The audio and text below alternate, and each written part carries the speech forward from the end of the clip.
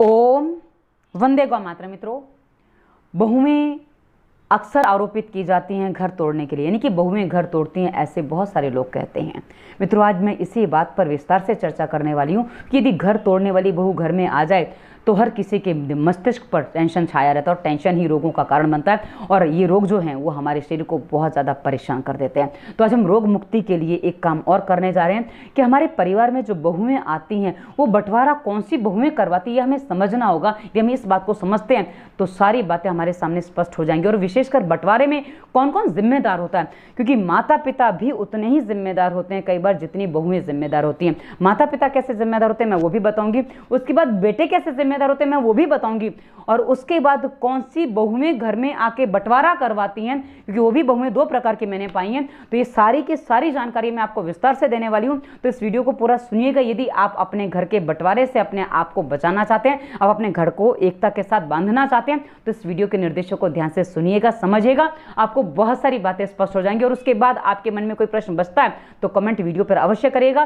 ताकि हम आगे भी आपको और मार्गदर्शन कर सकें। और आपके मन में कोई सुझाव है तो वो भी वीडियो पर कमेंट के रूप में बताइएगा, ताकि हम उसको भी अपने वीडियोज में आगे शामिल कर सकें और एक समाज को नई दिशा के लिए हम आगे प्रेरित कर सकें, ताकि हमारा समाज एक सुंदर समाज बने, हमारे परिवार एक संयुक्त परिवार के रूप में या अच्छे परिवार के रूप में सामने आए, जो हमें टेंशन मुक्त रखे। क्योंकि हमारा उद्देश्य है दवा मुक्त भारत, और ये तभी होगा जब हम टेंशन फ्री रहेंगे।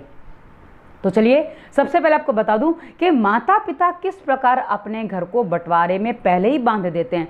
मित्रों, आपने नॉर्मली देखा हो किसी घर में 3 बेटे हैं और घर में 6 थालियां आ रही हैं, तो 2-2 थालियों पर 3 बेटियों के नाम लिखे जाते हैं कि भाई ये इसकी, ये इसकी, ये इसकी, इस तरह से। वहीं यदि आपने कभी प्लॉट वगैरह खरीदा हो, जमीन वगैरह खरीदी जाती है, तो उसमें भी तीनों बच्चों के नाम शामिल कर दिए जाएंगे कि भाई बाद में झगड़ा नहीं हो, हमारे जाने के बाद किसी को कोई समस्या ना हो, क्योंकि बहुएं आए कुछ करवाएं, बंटवारा करवाएं, इससे अच्छा पहले ही सारी चीजें क्लियर कर दो। मित्रों, जब आप ये पहले से ही क्लियर कर देते हैं, इसका मतलब आप वहीं से तय कर देते हैं कि आपके परिवार में आने वाली बहुएं बंटवारा करवाएंगी, और ये आपने अपनी मानसिकता बना ली है, और यही मानसिकता आप अपने बेटों को भी ट्रांसफर कर रहे हैं एक सूक्ष्म रूप में। और मित्रों, एक बात बता दूं, बेटे भी होते हैं, बहुएं भी होती हैं और बेटियां भी होती हैं, पर आरोपित मात्र बहुएं हैं कि बहुएं झगड़ा करवाती हैं, बहुएं बंटवारा करवाती हैं।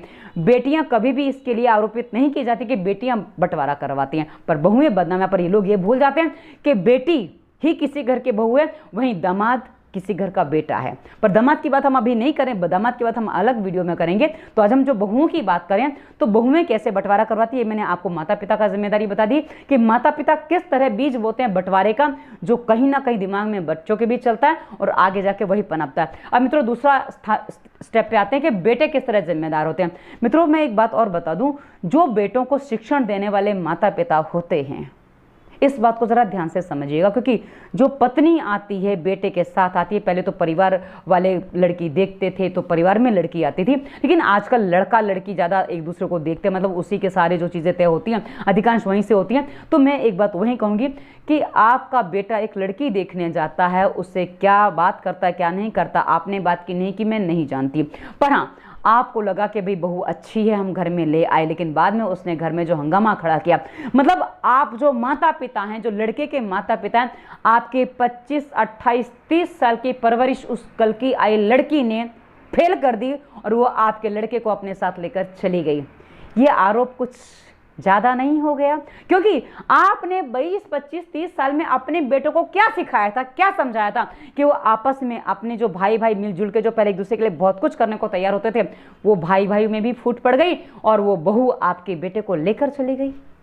क्या आपने अपने बेटों को ऐसी शिक्षा नहीं दी थी? या कहीं ऐसा तो नहीं कि आपका जो बेटा है वो आप माता पिता की भी गलतियों को जानता था, जो आप कि समाज के सामने आप तो उजागर करेंगे नहीं, पर बेटा जानता था, वो खुद अपनी पत्नी के साथ अलग हो गया आपकी गलतियों से बचने के लिए, या आपके जो आरोप है उनसे बचने के लिए। अब वो क्या आरोप थे वो हम नहीं जानते, क्योंकि अक्सर लोग एक बात और कहते हैं कि बेटे शादी से पहले अलग नहीं होते हैं, बाद में होते, इसका मतलब बहुएं अलग करवाती हैं।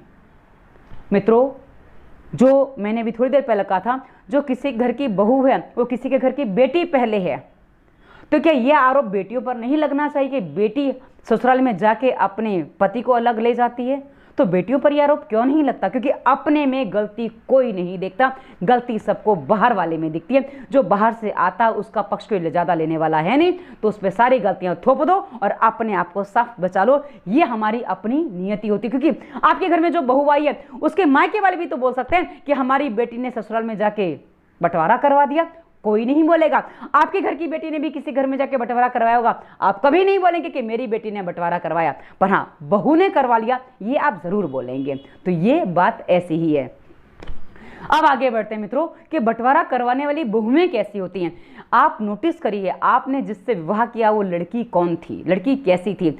या तो चेहरे से सुंदर थी, ठीक है, दूसरा या नौकरी करने वाली, बहुत अच्छा कमाने वाली थी, या उसका बैकग्राउंड इतना मजबूत था कि आपको अच्छा खासा मोटा दहेज मिलना था, जिसके चक्कर में आपने वो शादी करवा ली।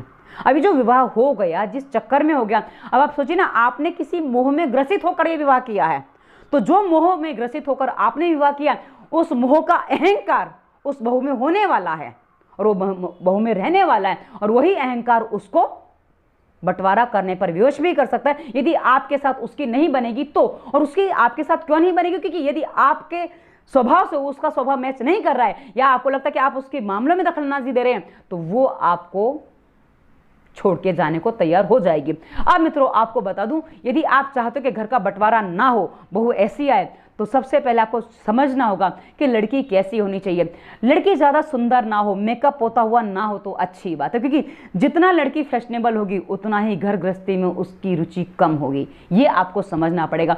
और मित्रों सबसे पहले आपको समझना होगा कि जिस लड़की से को आप अपने घर में लाने जा रहे हैं, उसके अपने माता पिता के प्रति कैसा रवैया है, वो अपनी माता को रसोई में कितनी सहायता करती है। क्योंकि यदि वो अपनी रसोई में अपने माँ की सहायता नहीं करती है तो समझ लीजिए कि उसको भोजन बनाने में रुचि नहीं है, उसको घर के काम करने में रुचि नहीं है। और ये सारी बातें आपको उसकी माँ से बात करके, या लड़की किस तरह से व्यवहार करती है, वो सब देख के समझ में आएगा। लेकिन कई बार क्या होता है ना, कहा ना, लड़की की सुंदरता से, उसके पैसों से शादी हो जाती है, तो भविष्य ऐसा ही होता है जैसा मैं आपको बता चुकी हूँ। इसलिए मित्रों ये बात आपको समझनी होगी। और इसके आगे एक बात और बता दो मित्रों कि कई बार होता क्या, शादी करके लड़की ले आए, गरीब घर की ले आए, और हमें लगा कि लड़की अच्छे से निभाएगी, पर हमने अब उस पर एक कहते हैं ना, उसका दमन करना शुरू कर दिया, शोषण करना शुरू कर दिया। तुम्हें ये करना होगा, ऐसे रहना होगा, ये करना होगा, वो करना होगा, दुनिया भर की बातें हमने उस पर लाद दी।